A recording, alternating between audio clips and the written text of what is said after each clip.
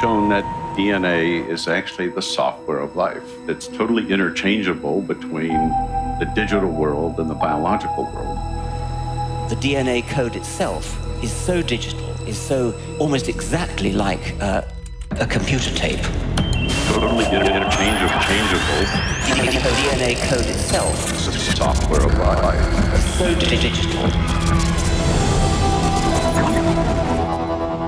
Scientists have come to the amazing conclusion that our bodies contain digital code. In fact, Bill Gates, the founder of Microsoft, tweeted, "DNA is more advanced than any software ever created." Think about it. A program or code is written by someone very smart. The more complex the code, the more intelligent the author has to be. So here's the question. If our DNA code is more complex than any man-made software, where did it come from? Is it possible it was authored without an author, programmed without a program? Materialists think so, through neo-Darwinism, the modern version of Darwinian evolution. Stephen Meyer, author of the New York Times bestseller Darwin's Doubt, explains. According to neo-Darwinism, new genetic information arises as a result of random mutations in the arrangement of the nucleotide bases along the spine of the DNA molecule. If those random changes are beneficial, they're passed on and preserved, and if many such changes are preserved and passed on, they would accumulate over time and eventually result in a very significant change in the morphology, the form of the organism. That's like saying if this game had glitches every time it was copied online, and gamers shared their favorite mutated versions and trashed the rest, it would eventually turn into this. Come on, really? If we know the computer glitches won't produce a new video game, how much sense does it make to believe that glitches, copying errors, and our DNA code can produce new organisms? Could random mutations in DNA really produce this? This? This? What about this? This? This? This? This? This? This? Or this? Everything we know about software shows that random changes in a section of functional code or functional information is going to degrade that information long before you ever get to something fundamentally new. And that's the problem with the mutation selection mechanism as an explanation for new genetic information. Information in DNA is also essentially typographic or digital.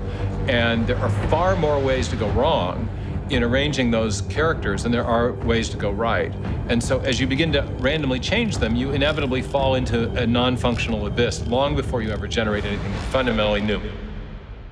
So just how unlikely is it for random genetic changes to produce something new, even something as modest as a protein structure with a new function? One scientist performed experiments that enabled him to actually calculate the odds, and they aren't good. In fact, they're next to impossible. We caught up with a molecular biologist, Douglas Axe, in Seattle. In our lab work, we've asked how rare or how common functional proteins are within the space of possibilities. Doing experiments and calculations, we found that they're exceedingly rare, like 1 in 10 to the 74th power rare. To get a feel for those odds, imagine that somebody hid one atom somewhere within the Milky Way galaxy, and you, blindfolded by chance, are supposed to pick one atom and hope that it's the right one. Those odds would be better than the odds for the protein. Axe calculated the probability for all the chance mutations in all of the life forms on Earth for billions of years. And in all that time, he found they couldn't chance on even one new functional protein structure. Not one. 0. And keep in mind, it takes thousands of distinct proteins to build any kind of complex life, including humans. And many of these proteins are unique to each individual life form.